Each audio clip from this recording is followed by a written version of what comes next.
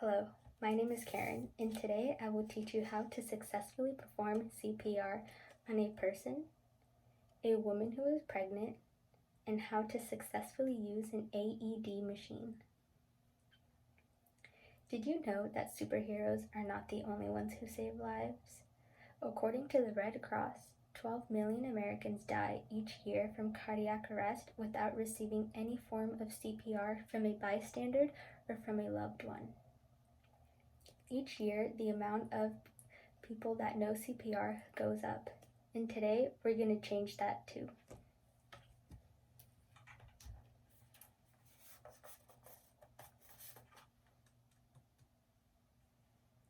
So first things first is hand placement. There are two options on how to place your hands on a person's chest. Option 1 is by interlocking your fingers like this and pumping the chest like this. Your second option, if you have wrist problems, is by placing your hand on their chest like this and putting this part of your hand under your wrist for support, and you will pump like this.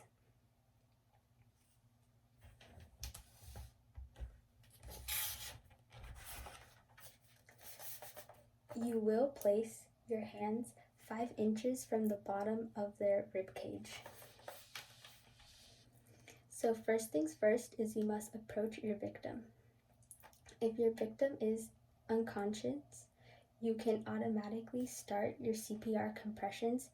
There is a law that protects you from any harm that you may cause your patient.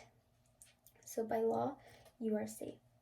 If your victim is awake, you must first ask if it is okay for you to start CPR. If they say no, then you must walk away and call 911.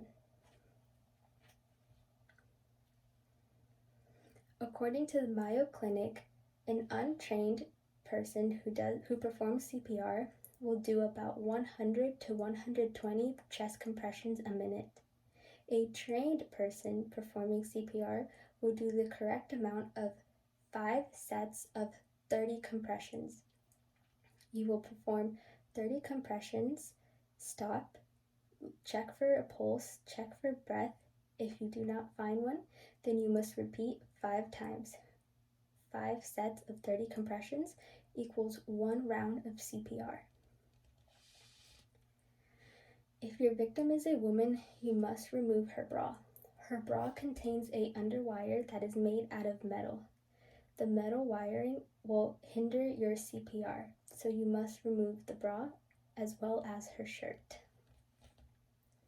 Step 2. You will hear cracking during the CPR compressions. Do not be alarmed, just reposition a bit higher and continue your rounds of CPR. Step 3. You must go in 2 inches deep into the chest of your victim. If you are any less than 2 inches deep, you are not pumping the heart and the body is not receiving enough oxygen. So you must go 2 inches deep. If you go any deeper than that, her broken ribs might puncture a lung. So you must be careful and only go 2 inches. Step 4. If the person is much larger than you and you cannot go 2 inches deep into their chest with your bare hands, then you can either place your forearm diagonal on their chest and put your whole body weight on your forearm, or you can remove your shoes and socks and perform the CPR compressions with your toes.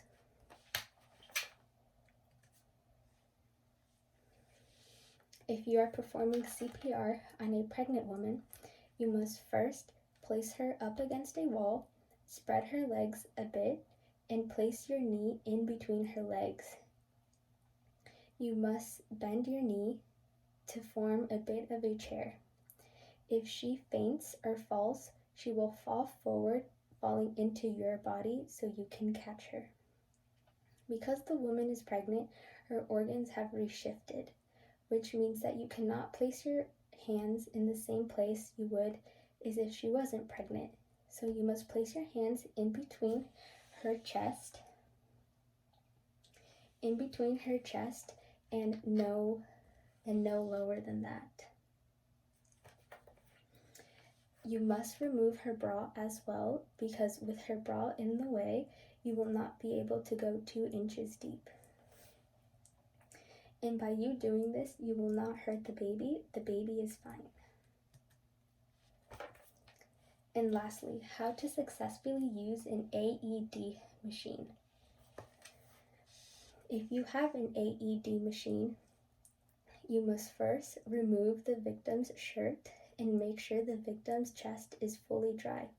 If the victim's chest is wet, the machine will not do its job. If you are performing this type of CPR on a man who has a very hairy chest, you must take the child CPR pads that are located in the bag of the AED machine, take off the stickers, and use the pads as a waxing strip for the man. If the chest is too hairy, the electricity running through the AED machines into the pads will not go into the victim's body. After this, you must grab the adult pads and place them onto the body. The pads will have photos of where to place them. After this, the machine will start talking to you. The machine will tell you to please step away, because while you're stepping away, the machine is reading the electricity left in the heart. While this is happening, no one can touch the victim, because it will hinder the information going into the machine. Once the machine calculates its rhythm, it will then start doing electroshocks. Once this is happening, you should be calling 911.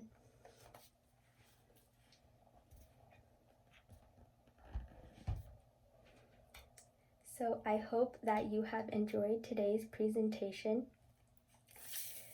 CPR is something that is very important and can save many lives. I highly recommend that you look more into CPR as well as pediatric CPR, as they are very different. Thank you.